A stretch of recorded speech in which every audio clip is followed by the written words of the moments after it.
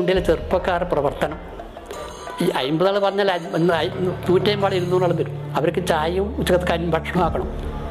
അത് സമുദായക്കാർ ഉത്തരവാദിത്തത്തിലാണ് ആക്കേണ്ടത്.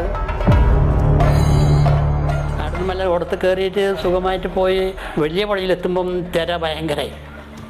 തിര വന്ന് ഈ തോണിയിലേക്ക് കമിയുന്നിങ്ങനെ. അപ്പോൾ എല്ലാവരും കിട്ടപ്പറക്കാൻ തുടങ്ങി.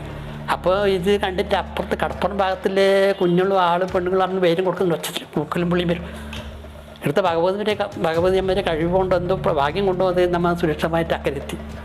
അത് ഇടത്ത് പിടിക്കുമ്പോൾ എനിക്ക് ഇപ്പോൾ ആ കടപ്പുറം പുഴയിലെത്തുമ്പോൾ ഇപ്പോൾ എനിക്കത് ആ സ്മരണം.